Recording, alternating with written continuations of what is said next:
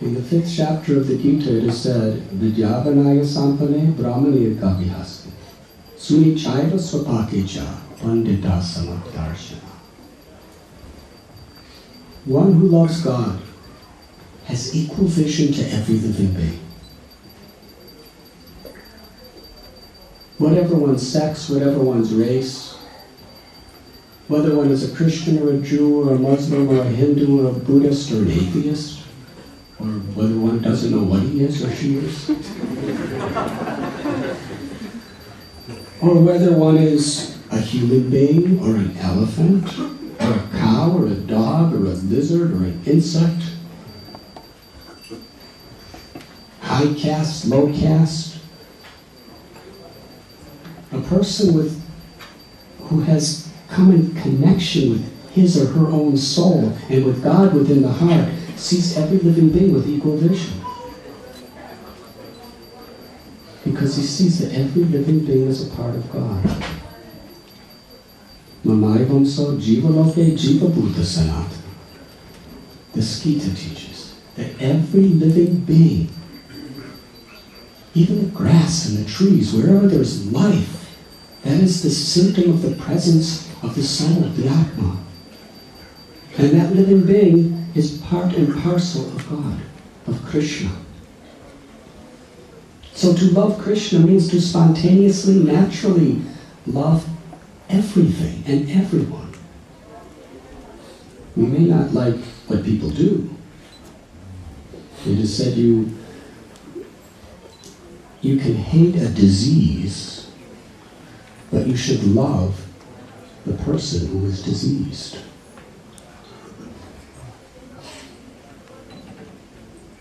Prahlad Maharaj in the 7th canto of Srimad Bhagavatam teaches that a real devotee has no enemies.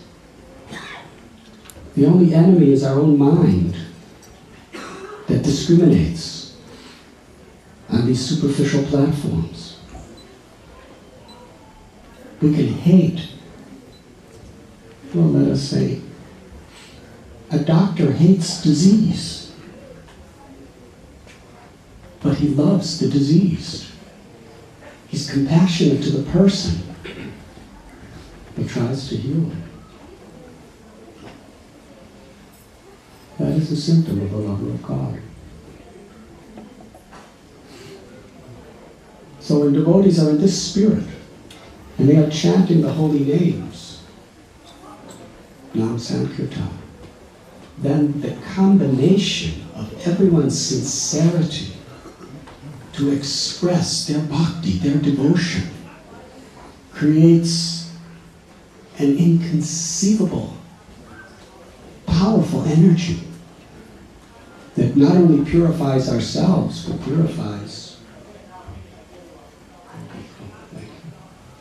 the world and the universe. So we can imagine when Lord Chaitanya is doing kirtan. It is Radharani's love manifesting through him and transforming people's lives. Nobody ever wanted that kirtan to end. It was a kirtan of love. But then finally, the pujari of the temple came and gave some prasad to the Lord, and some garlands and other things. And one Brahmin, something like that. Maybe that means I'm supposed to stop. So Lord Chaitanya stopped the kirtan. At that time, one Vedic Brahmin of the name Kurma, the Kurma Brahmin, he approached Lord Chaitanya and pleaded with him, please come to my home, I want to feed you. I want to give the hospitality of everything I have. The Lord Chaitanya agreed and entered the home of the Kurma Brahmin. The Kurma Brahmin brought his wife, his children, all together, and first thing they washed the Lord's feet. And then Kurma Brahmin took that water and drank it himself and fed it to all of his family members, and they all drank.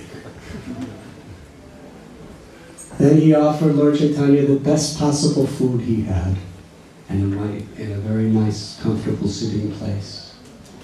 And after serving the Lord in whatever way he could, he offered the feelings of his heart. He said, "My Lord, Lord Brahma constantly meditates on your lotus feet. And these very lotus feet have now come into my home.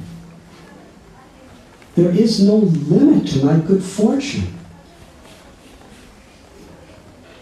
It can never be understood. Today, my family, my birth, my life, and all my riches, they have all become glorious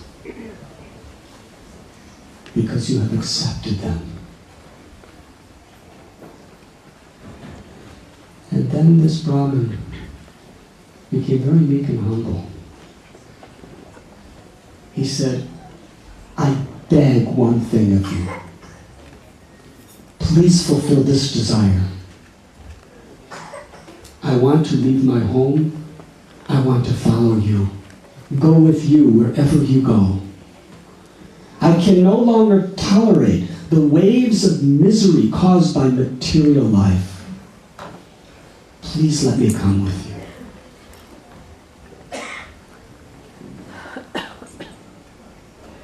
In his appeal,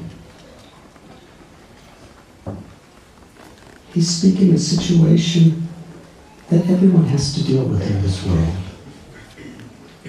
The great poet Narottam Das Thakur, he is brave. Samsara, what is it?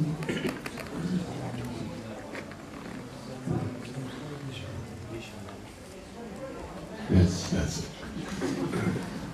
Divani Shihiya Chwale. That this samsara, this